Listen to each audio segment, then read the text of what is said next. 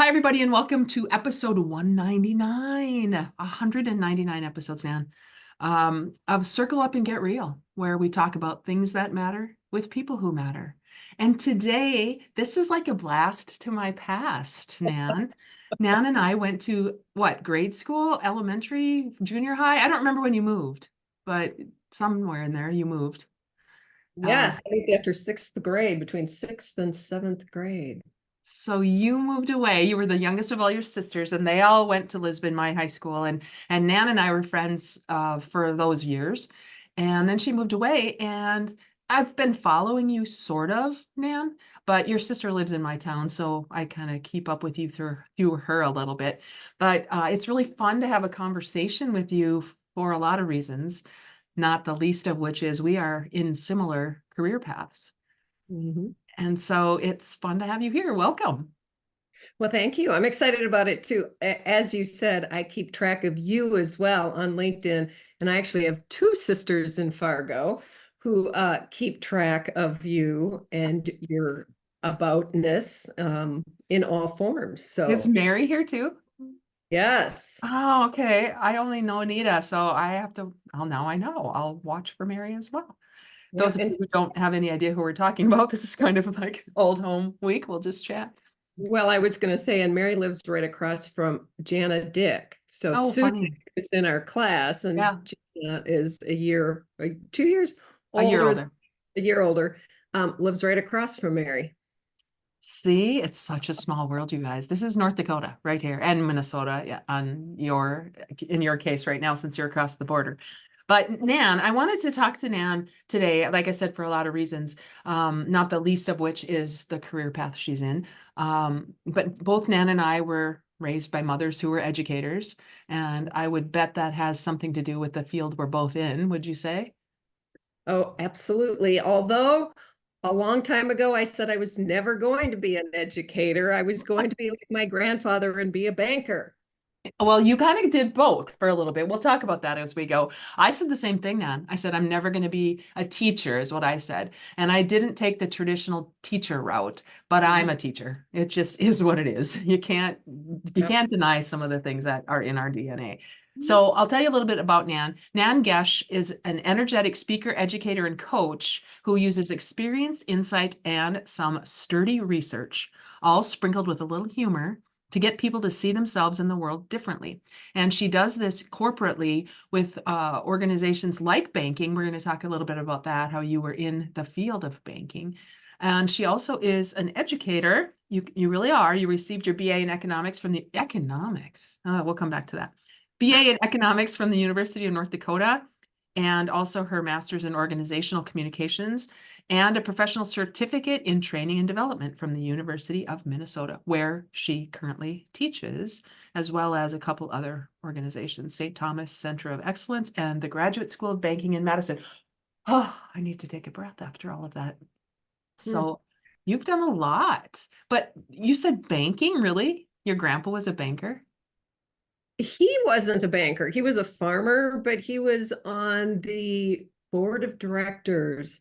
And I remember it because in Hillsboro, North Dakota, where we ended up moving, he helped build the new bank building and was part of that, building the new brick bank building, the Norwest at the time. And it was like, yes, I'm going to be a banker and I'm going to work in one of those Norwest buildings. Wow. And did that happen? Yes and no. Actually, it's interesting because became a bank regulator, and I worked for the Office of the Comptroller of the Currency for 15 years. And during a stint during my career with them, I actually was on the core examination crew for Norwest before they became Wells Fargo. And I was actually on the core team and moved in and sat in the Minneapolis and their new towers when they had been built back in the day. Wow. So Wow. So you like Mr. Potter on It's a Wonderful Life? that was me, but actually that's how my career actually transitioned on some level because I wasn't and I wasn't. I was like him in it that I was a regulator, but my career tended to take a very different trajectory compared to most of the other examiners. And it wasn't because of my technical skills. It's not that I was technically incompetent. I had good technical skills, but it was my ability to interact with people that allowed me to progress in the organization so much faster. And I'm pretty sure that's what got me on the Norwest core team versus going out to the First National Bank, say, of, St. Peter or Elmore. Not that those aren't good places to go, but it was often a coveted spot to sit at one of the larger banks. And I think it was my ability to interact with other people and communicate and build relationships. So then that wasn't your original degree, economics. You were doing pretty much what you thought you were going to do in banking in some way with an economics degree. Is that true? Uh, yes and no. I mean, I had been offered a job out of college in banking at a bank in Fargo, Okay. but the government, the OCC, had offered me a chance to go to Pittsburgh to train. And, for somebody who grew up in North Dakota and we never went anywhere, I didn't really go very far. We never had the money to travel. And it was like, I'm taking the job that's taken me across the country Sure. to check something out. And it was the year that Pittsburgh was named the most livable city in the US. Wow. So while I didn't get into banking, I would say anybody who wants to get into banking should consider being a regulator, because you learn so much about banking, because you learn about every aspect. You learn about the finances, you learn about the backroom operations, you learn about policy. It's just such a great way to learn. And I guess at some point I thought I would get into banking, but I made a sharp left while I was working at the OCC when some other opportunities presented themselves, because that was back in the day when we were doing quality improvement. Yeah. They needed people to be members of quality improvement. And I'm like, yeah, that sounds better than being locked in a boardroom reading financial statements all day. And from that, I was a team member to a team lead to a team facilitator. And it just became clear that now I was finding where I was meant to be. That's interesting because I think back, in sixth grade, who knows if we are who we're going to be when we're that age, because it's just such a yucky time for kids growing up. But it seems that if I look back on my time as a, junior high and elementary school, who I was then was really who I became. I mean, the things that I liked, you were talking about communication, we talked. We were kind of chatterboxes when we were back then. I think we both probably got in trouble for talking every now and then. And and then it's sort of a precursor to what we really should be doing with our lives in a way, isn't it? Yeah. Oh, absolutely. Yes. I did get a few checks on my report card for talking out of turn. Yeah. But it served it now, me too, right? I'll tell you a little story that you probably don't know, but I've said before on here. When I was in fourth grade, who was your fourth grade teacher? Oh, I You do not. remember? I had Mrs. Hamry, and bless her heart, she told me after the 10th time I'd asked a question, I'm sure, she said, Jody, look it up. I remember that distinctly. And I didn't hear Jody, look it up. I heard Jody, you're stupid, and only stupid people have to ask questions. So at that point, 10 years old, I decided not to ask questions anymore. And I decided well, I didn't really decide. It seems that I became a perfectionist about that time when I just needed to know everything there was to know, because heaven forbid, I'd have to ask somebody something. And what's funny about that is now I ask questions for a living. Yeah. And you know what I love about what you just said? Because that just is one of the things I grab onto when I'm working with a group. There's what a person says, and there's what we hear. Mhm. Mhm. And that's where our conversations often become derailed, because we don't go back and clarify the story that we've made up in our head. We don't validate or clarify what the person said. Instead, we have this story that we've made up, and it changes the whole trajectory again of our conversation and our relationship, and it can often derail. And so I thought that when you just said that, it was like, yes. Well, I've done a lot of work, as have you. So we both realize, the derailment that, I don't know about you, but has happened for me, that I've had to learn from doing, not just from reading about it. Mhm. And so when you took the hard left and you went back, did you go back then and get your master's in org com? Um, Not right away, because I was doing actually a lot of work with teams. And so I wasn't spending as much time in the field. But then I thought, oh, I need to, move on. Well, nobody wants a bank regulator in an organizational development or training function. The only people who were interested in me were audit positions, Yeah. at that point. And so it was like, I just decided I needed to go back to school. And fortunately, I still I see the person who was the Minneapolis field office director, Leanne Britton, and I still, every time I see her, thank her graciously for allowing me as a bank regulator to go back to school for a completely non-related degree, because they weren't letting anybody go back to school and then work a flexible schedule. They've turned down other people for MBAs. And not only did she let me go back for a non-related degree, she gave me this sweet gig sitting at the Norwest executive floor, working with them, with the senior management team of Norwest. And the whole time I'm like, why are you doing this for Mhm. What me? did she say? Like, did you actually ask her? Oh, I've asked her multiple times. I still, because I'm always like, I think of certain individuals who asked for very legitimate things that got turned down. And she's a couple of things. She says, well, Nan, I just always learned that my people, many of them were smarter than I were, and that they often had really good ideas. And she said, I told you from the very beginning, as long as you were adding value, there'd be a place for you. And I told you that when you went back to school, if you didn't find a permanent home after you graduated within a year, then we'd have to reassess whether this was a good fit. But she says, you've always found a way to add value.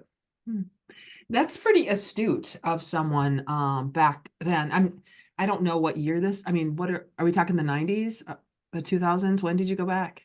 Well, this would have been before I had children. So yes, this would have been in the 80s. 80s. Okay, so in the 80s, I don't think that was something that this is, I could be completely wrong about this, but in my experience in corporate settings in that period of time, it didn't feel like there were people out looking out for me. It felt like I had to look out for me. Oh, and see, that was such a different experience for me. And that was why, I'll be very honest, when I always felt like somebody was looking out at me, because when I write my news, I write some newsletters that I post in LinkedIn and for people who follow me. And it seems like every example of a good manager or a good leader goes back to my experiences when I was back at the OCC. So I talk about sometimes about how managers check in on their employees versus checking on them. Mhm. And I always felt like they were always checking in. How are you doing? What's important to you? What do you want to know? How can we help you be successful, versus checking on to see whether I checked the boxes and did exactly what I was supposed to do. I always felt like they saw me for who I was as a human being, not a human doing. And even later in my career, so when I was in grad school then, they allowed me to go to Kansas City to do an internship in the Kansas City office. Well, the Kansas City training officer, one of the 6 districts, the training manager, I was doing my internship with them and they quit. And they're like, hey, can you just fill in until we find someone? And then a couple of months later, they're like, hey, do you just want the job? Because you got this. Wow. And so I took the job, but then, my career progressed. I spent 6 years there. It was like, it was going to either be there the rest of my life or go to Washington. My former husband at the time wanted to come back to Minneapolis. And so I got a job working remotely out of Washington way before laptops even existed. Wow. I was working remotely in the late 19, well, we already had a child by then. So it was, would have been around 1991, 92. So I felt like my experience when I worked for the OCC, it was almost like one opportunity after another. And I always just look back at that, because I hear so many women who talk about all the roadblocks and the barriers. Never felt that way about my time at the OCC, either from an equity, gender, experience type level. I really felt like they valued their team members for who they were, and we're trying to find ways to help them be successful. And I think that really created a framework in my mind, because then I went to an organization after that that really was not how they functioned. And it was really a rude awakening for me to go to an organization where it was very hierarchical. You have to check the box, where people shamed and belittled each other versus figured out how to build them up. And it was the most painful experience of my life. Mhm.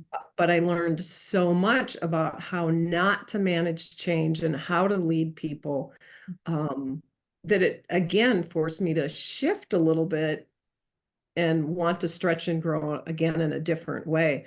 But it taught me how important the culture of an organization is. You can have the best job description in the world, but if it's in the wrong culture and the wrong work environment, it doesn't matter what's on that piece of paper. Right. That's so true. I'm so glad you brought up culture, because that is such an intangible reality. Like you Mhm. said, you can tell the difference almost sometimes when you walk in the door. It's a feeling. It's a visceral experience, I think. It's not the mission on the wall. It Oh, really has very little to do with that. yeah. And I've studied it a little, but now my client that I'm working with in 2024, we're all about culture. That's what we're doing. We're taking this on. So I'm glad Mhm. you brought that up even then. So how long were you at that place that didn't feel like it was right for you? Oh, I barely lasted a year. Really? I Okay. barely lasted a year. It was funny because I went into my boss probably about 6 months and I said, if I feel this way in 6 months, I'm going to quit. Mhm.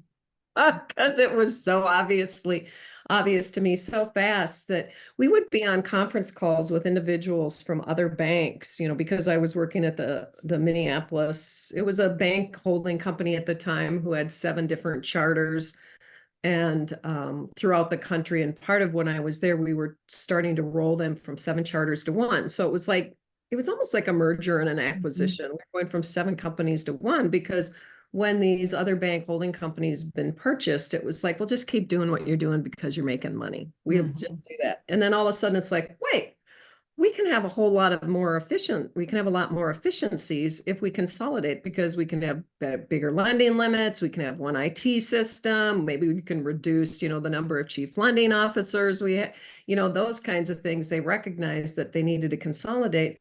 But like many organizations, they're like, we'll just give them the policies and the process, and we're just going to be one organization, and didn't realize that, maybe we need to engage people in Mhm. this transition to make sure that they're on board and committed to the vision that we have going forward. And I learned so much working for them because Yeah. they were just like, hey, everyone's just going to do it the way Minneapolis does it. But so when we would get on phone calls, somebody from a different bank holding company, or I mean, a different bank charter, would get on and they'd talk about how they were dealing with an issue. And I'd be sitting in a boardroom and people would be like laughing at them for trying something new and innovative. And it was just like, shouldn't we be having a discussion about how this might work or how it might not work? Or should we not be appreciating that they're trying to Mhm. do Mhm. something different and to figure out how to leverage and keep their people motivated? But instead I sat in a room where they were laughing at each other. Yeah. And I was also asked to do something at one point that was, to me, felt very unethical. Mhm. Mhm. So And I told you my had boss, enough, it sounds like you had enough self-confidence to follow what you knew to be your North Star at the time. well, it was just like that unethical issue. Yeah, that's one thing I've learned about myself in life. If I have a strong feeling about something, I'm not going to hold back from sharing it or making it clear. Like I said, when they asked me to do something, I'm not going to do it. I Mhm. explained why I didn't want to do it.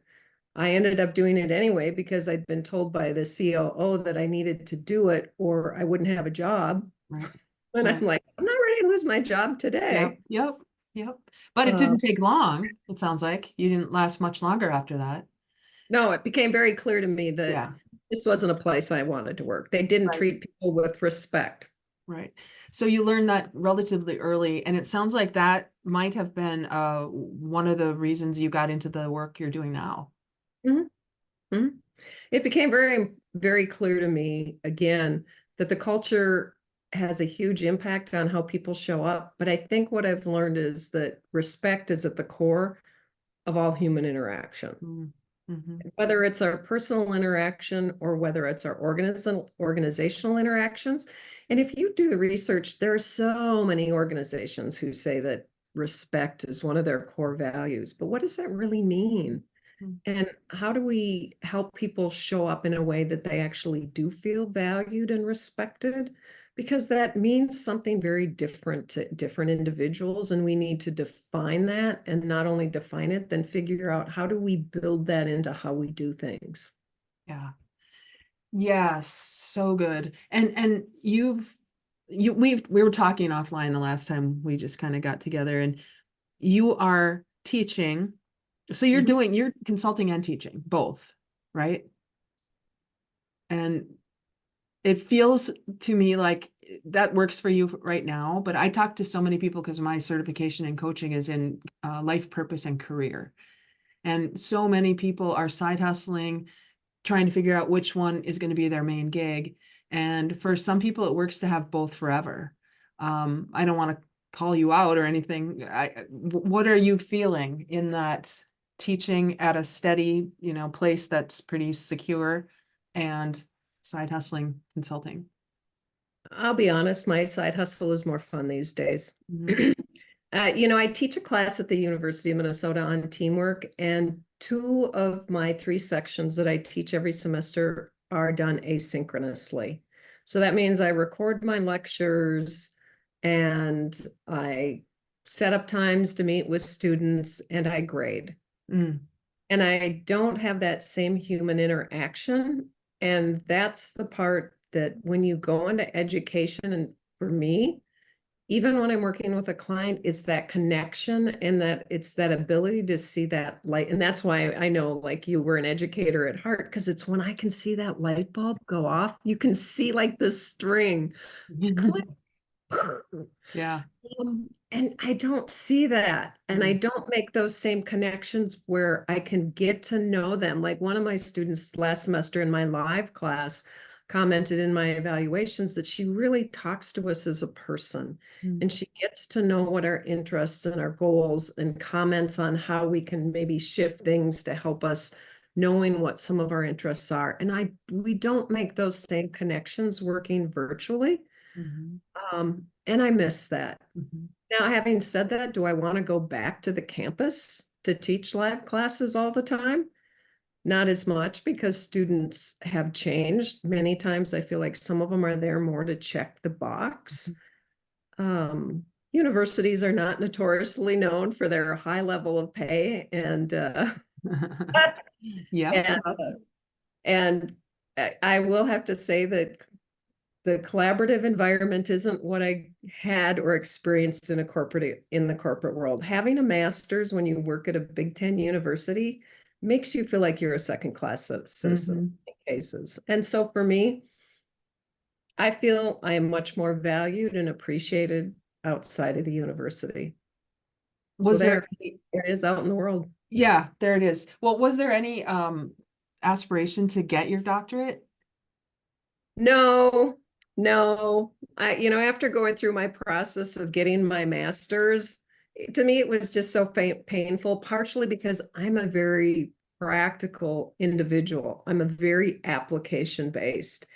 And if I got my PhD, I would have had to have shifted departments and degree programs, because the department when I was working on my master's was a very theoretical versus practical. And almost everyone I was studying under had never worked in an organization or had almost no experience. And when I went into the program, I already had Yeah. several years in I worked for the government, but while working for the government, we were working in banks. And so I had experiences in many types of organizations. Um, and for me, it just has to be real. It has to be usable. And I wasn't ready at the time to move on from my master's to my PhD with that group of individuals, because it wasn't the kind of learning that Yeah. was meaningful to me. Yeah, that makes sense.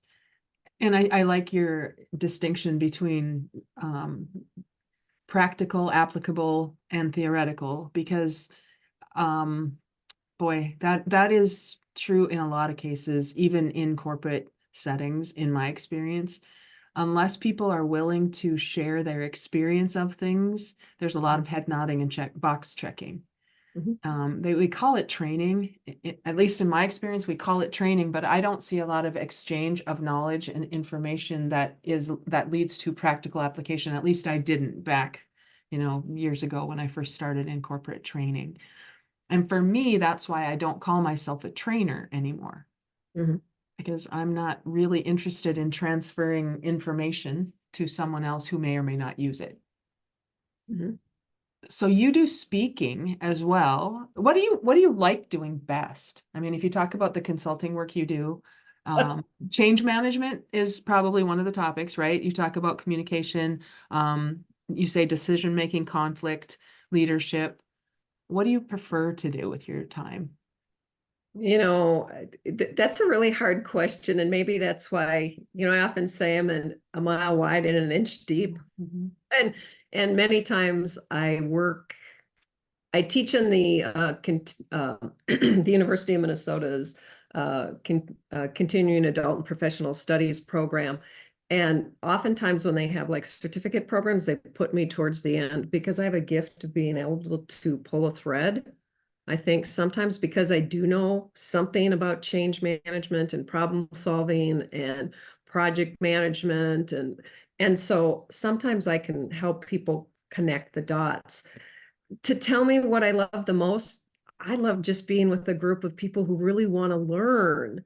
That's that educator in me. And so it's hard for me to say. Now, some of the most fun I have is when I work on rules of engagements with groups. It's what I call my human ROE versus your financial ROE. And it's when I go in and try and help them define really what respect does mean. And for me, I start with some really simple activities. We put up like mind map, team member maps. And, what I find is that most people don't know that much about their team members. Well, how can we have meaningful conversations and build trust with each other if we really don't know each other? And then we do some activities around respect and communication styles. And the hope is that they will figure out, how do we decide how we're going to act to demonstrate respect, but also to build some deeper connections and build the trust they need to have the hard conversations as managers, as senior managers, in setting the tone and the direction for the organization. And to me, it just feels easy because I'm facilitating the discussion for them, but it's so energizing to watch those doors open when they start having deeper conversations. And it was just so memorable for me one time when I was doing that, when the CEO pulled me aside afterwards and he said, yeah, my HR team told me we needed rules of engagement, or we needed to have, more specific information about the behaviors we should have. And he's like, I didn't get it until today. Nice. He's like, now I get it. And for me, it's just watching the shift in the level of trust and respect in that team from the time we started until the time we ended. That's good. How long is that engagement typically? Usually we can do some good work in, 3 to 4 hours. Okay. We might have the rules of engagement totally fleshed out, but that's not the point. That's for them, many times, the client, to go back and figure some of that out. It's me setting the stage to understand the value of it and to start to understand each other at a deeper level and why some of the things make the list that they have started or that they want to start, in clarifying what a respectful work environment looks like. That's great. So tell me about DEI and how that fits in and when that became an acronym that everybody was talking about in your timeline. I actually don't do a lot. I shouldn't say that I don't do a lot with DEI, because to me, it's about inclusion is about respecting each individual for who they are. It's accepting them for who they are. Because, maybe I was the only one experience back at the OCC, and maybe this is where I'm a little ornery. I had just started, and it was back when women were still expected or were wearing many times skirts and pantyhose. I'm really aging myself. But one of the male managers looked at me one day, and we had been told we could wear pants, and we were in the office, we weren't at the bank, and he just looked at me and he's like, Nan, you're wearing pants today. He's like, it's not unusual. And I said, yeah, so are you. And he's like, well, most women don't do that. And I'm like, well, there's a policy that says, that we can wear them. And he's like, well, I'm just not used to it, I guess. And I said, well, my brain works the same whether I'm wearing pants or pantyhose. And it just burned in my brain that it's so important to accept what's in the person and what they have to offer the team and the organization. And so while I don't hold myself out as a DEI individual, but I know most of the things that I do, like when I love teaching, I have a course that I love teaching and helping people unpack what critical thinking and how to solve problems with other people. But we do a case study where they actually have to fire someone.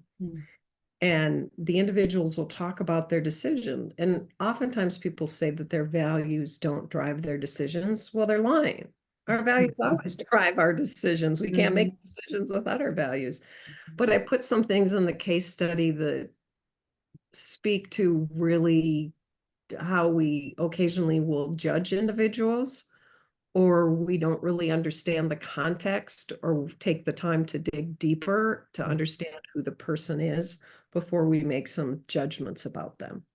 Well, and this is such a current topic in the world, because bias, there's so much unconscious bias that I don't know I have. I think I'm one of the more open people I know, and I'm sure I have it too. And so if we can do the best we know how to do, and we're open to learning new things, I think that's the best combination. Do the best you know how, and then learn something else. And that learning is so important. I mean, I participated at the university, and that's, for me, I'm a lifelong learner. And so when I have an opportunity to learn, I enjoy. I volunteered to participate in courageous conversations around race. And I always thought that I was open and enlightened. I didn't know what I didn't know. Right. Yep. I left those conversations like, wow, I have so much to learn and to understand. And I felt the people in my book club and my friends, because I was like challenging so many conversations that I never thought to challenge before, because the lens had been stretched so significantly. We grew up in a very white state, with not a lot of exposure to different ways of thinking and seeing people. So it was very, very enlightening for me. And it just proves that we all have an opportunity to learn and stretch ourselves, even when we think we are enlightened. Yeah. But we have to put ourselves in the position to be vulnerable. And that was the hardest part about that, is I had to admit, hey, I'm that person that I didn't know that was offensive, even though I never thought of myself as somebody who would do anything that was offensive.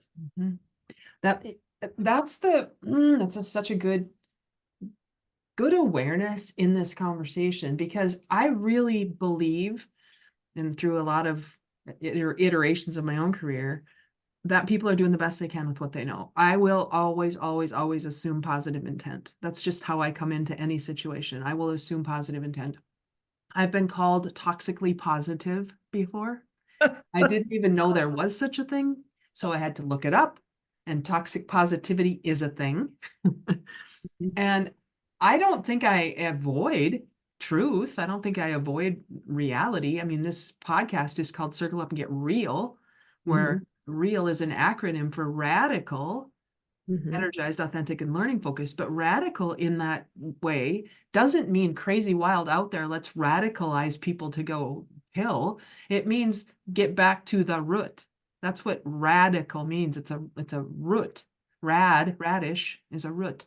And if we get back to the root of what makes us us individually, what makes me me, what makes you you, our values, all those kinds of things, that is radical because nobody's doing that. They're not spending time and finding out what makes you you. And I have a Black friend who, I ask her, do I call you Black? Do I call you African American? I mean, I don't know any of this stuff. And please don't think I'm, naive by asking you. I just don't know who else to ask because I've asked people and they say, I'm not your Google. Look it up for yourself. And I'm like, where am I supposed to find this out? So my Black friend is like, I'm your person. Come to me. And that was But so.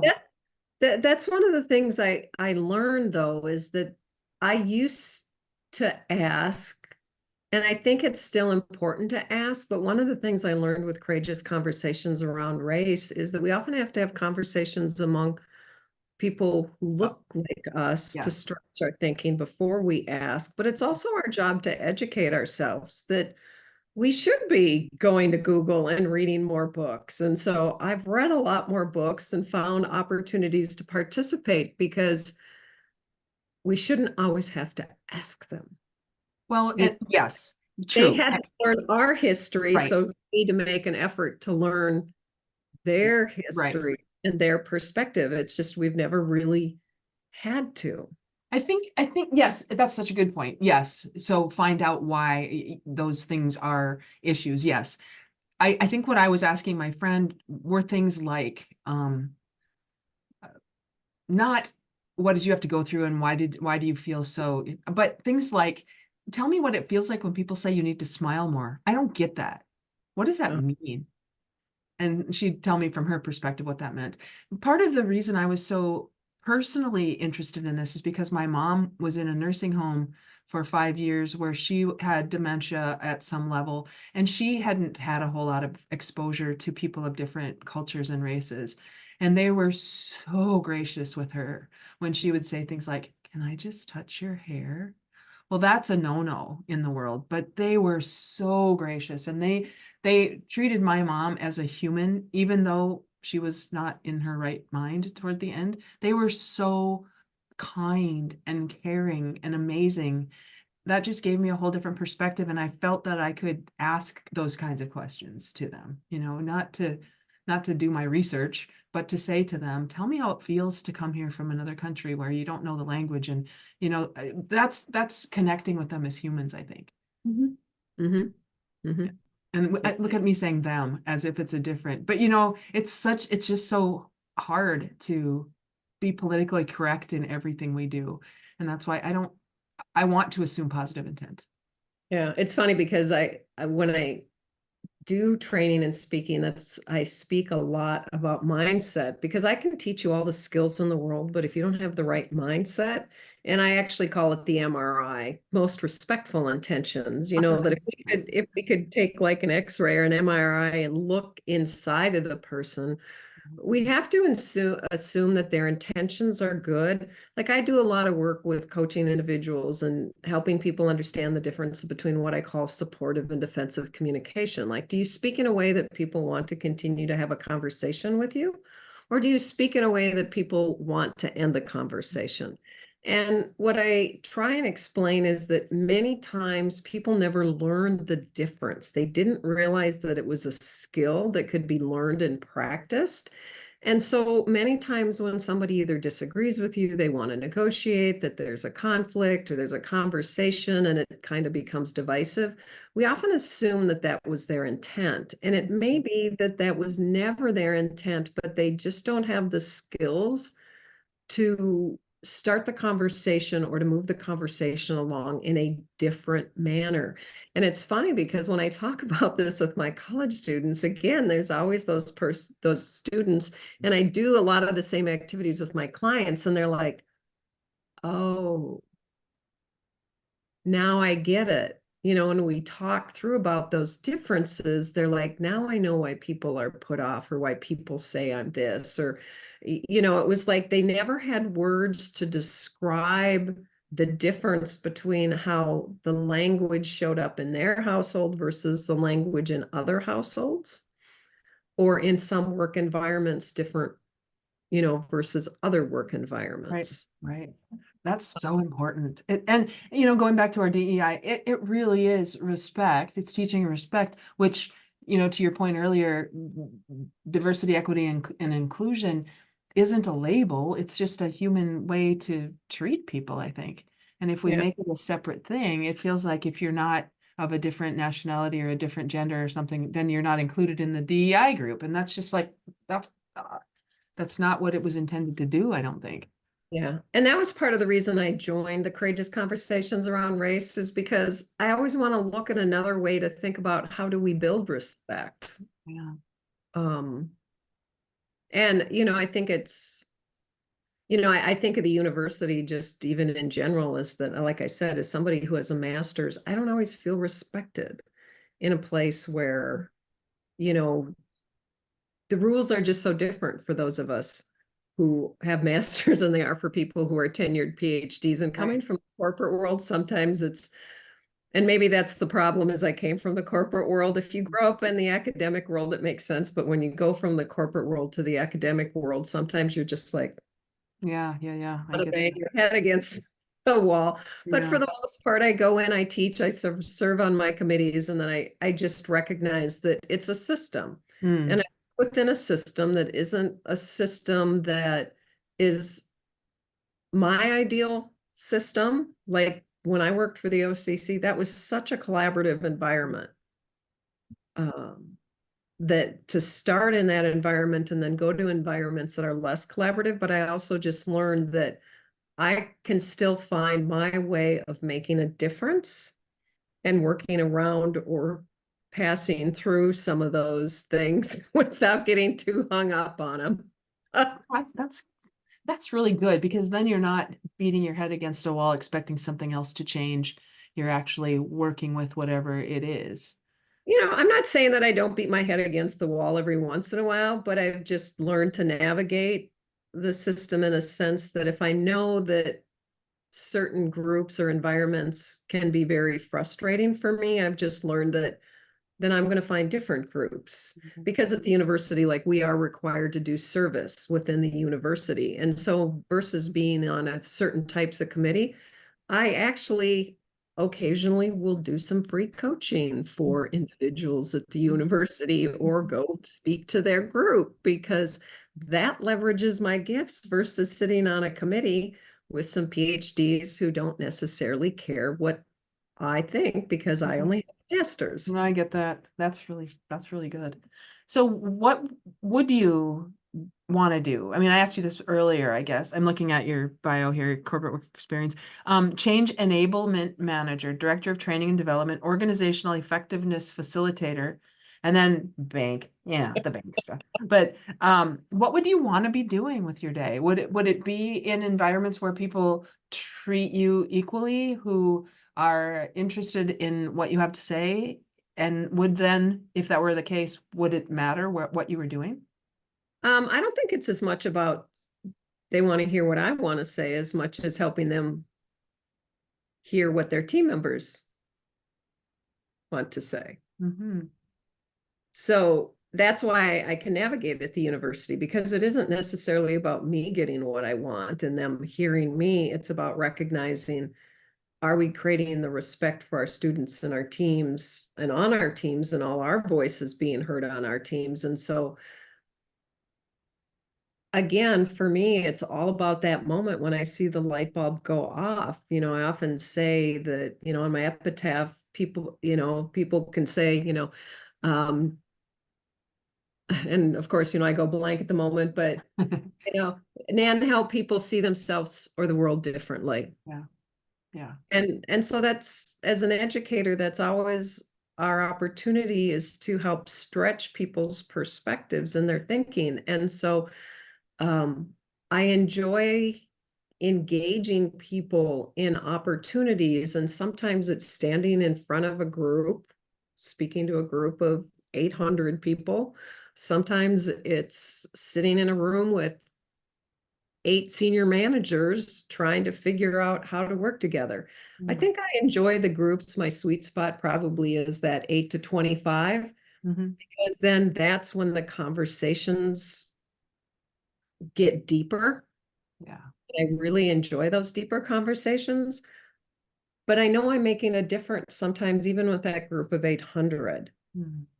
Even if I don't make a difference for all 800 of them, it's the individuals who send me the email or stop me afterwards, or the message that I get on LinkedIn 6 months later going, the penny is dropped, and they're like, oh, now I get it. Right, right, right. So if you could, this is not a fair question because I didn't even warn you about this, but Oh, my coach and co-host in the Enlightened Leadership Lab has given me and everybody in our groups a statement to complete. And it is, when blank happens, the world will change. And I've added for the better, because I want the world to change for the better. So when blank happens, the world will change for the better. How would you fill in that blank for you? it all comes back to that word respect again. If people respected each other? Yeah. Mhm. And it's figuring out different ways to build that. And so I often think my gift is taking process and people. So when I teach problem solving, I'm giving them tools on how to problem solve with different processes, but I overlay that with the best processes in the world, again, don't work if we don't know how to engage other people and how to listen to them. And so it's giving people some ways and techniques and processes to think about, how do I help other people's voices be heard so that they do feel respected? Mm. Um, so for me, that's, as long as I am helping groups and individuals do that, I'm having a good day. That's Um, awesome. I will say I never thought of myself as a writer, and I've been trying to write.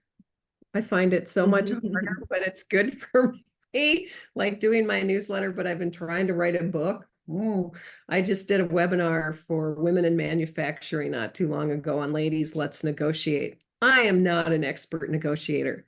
What I am good at is taking a fairly complex topic and making it usable for other people. Mm. Because most people aren't going to read 18 books on negotiations, just people like me who want to nerd out over it for a while because I'm obsessing over something. But then I can figure out usually, how do I put that in an hour long or a 2 hour long event that people can leave going, okay, I feel like I can do this. I feel like I can do something different. Um, And because I love to learn, I love it when somebody gives me a new challenge and asks me to be like, what can you do and create? Can we? Oh yeah, sure, we can figure that out. Well, I think that goes back to your point about wide, an inch wide and or whatever it was, a mile wide and an inch deep. Yeah. And that you said, you mentioned the thread that you're able to kind of weave through things. I think it's using your gifts and strengths in a way that changes the world for the better. And when people respect each other and you've had an opportunity to witness that, it sounds to me like that's kind of what you're here to do. Yeah, it is. I just can't say, like some people can say, I speak on X or I teach on Y.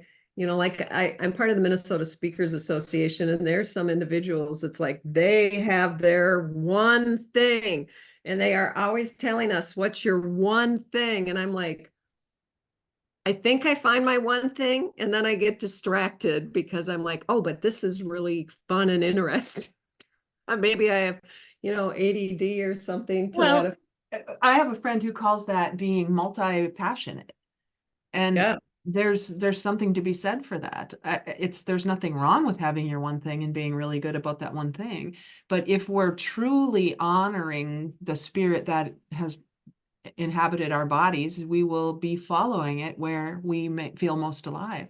And if you feel most alive, figuring out the things that other people can help other people, then who says? Yeah. Because I love that challenge, because that's what happens. A client will come to me and it's like, well, can you do this? Yeah, we'll figure it out. Yeah.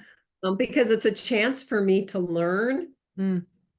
It forces me to learn, but it also gives me a chance to present something in a different way, Right. or to try something new. And I think that's what keeps life interesting for me Mhm. is that it isn't the same thing Yeah. over and over. Somebody actually made that comment to me one time that, well, you're always recreating yourself, Nan. Thank On you a for noticing. Yes, I am. What does that mean? Does that mean I haven't figured out the right one No, that I'm still trying to recreate or? no, no, unless, I'm just learning so much that people will they'll share what they're thinking and I don't have to take it, they're telling me how they see the world, but that doesn't mean how I see the world is wrong or bad or needs to be changed. And Mhm. so it's what other people think of me really is none of my business. And yet I'm so funny. I still do want to know what they think of me. And part of that is it isn't, maybe it's because it's thinking about how do I reframe this differently? Because if this is because there's my intent and there's my impact. Mhm. And if their interpretation was different than my intent, then it's like, yes, I know some of that's them and some of that is they're projecting, but it's also thinking about who are they and do I understand them well enough to know how they're showing up that I'm adapting my style or my approach to be respectful of their learning need style way of interacting. And so for me, it's always just an opportunity to go back and be like, oh, what's another way of approaching that or thinking about that Right. situation that might be Well, helpful? and that's very different from people pleasing. So you're talking about effectiveness. You're not talking about changing who you are to please other people's, Oh, no, that would go back to my comment being, my first year of the job, like I said, at the OCC, and someone made a comment about my pants. Yeah, right. Exactly. Yeah, Yeah. I am clearly not a people pleaser. I try not, I have a little bit of a reputation at the university is that when nobody else wants to say something at some point, Man. oh, that person, because come on, we're all talking about this, and I'll ask them, well, how can I support you to speak your truth? What can Mm. I do to get you to stand up and say that? And then after I sit in an hour meeting and then we go to the next meeting and nobody says anything, then I'm like, okay. Uh-huh. Yeah. That's good. That's good. That's awesome. Well, Nan, if anybody has heard anything that they'd like more information about, or if they'd like to get a hold of you, what is the best way for them to do that? You can always just email me at nan@nangesche.com. I text me, Do you want to give out your phone number? yeah, 952-693-5312. It text is, Yeah. I'm on LinkedIn. So always can look me up on LinkedIn. Of Yeah. course, like, what is it? It's just LinkedIn and it's just Nan Gesche, whatever, Maybe. whatever. Yep. Just put me on LinkedIn and I'm there. In fact, I just dropped my most recent newsletter. Okay. It just dropped last night and it's on Shine and Shield. Ooh, So as okay. a manager, do you help your team members shine, which most of us understand it's our job to help them shine, which is what you're doing, Jody, is helping me shine today. Mhm. But our job is also to shield them. It's all to protect them, sometimes from things out in the environment that make it really difficult for us to show up as our best person. Wow, that's great advice. Great information on the newsletter. So check that out, anybody, and get a hold of Nan to do speaking. You do speaking, right? Oh, yeah.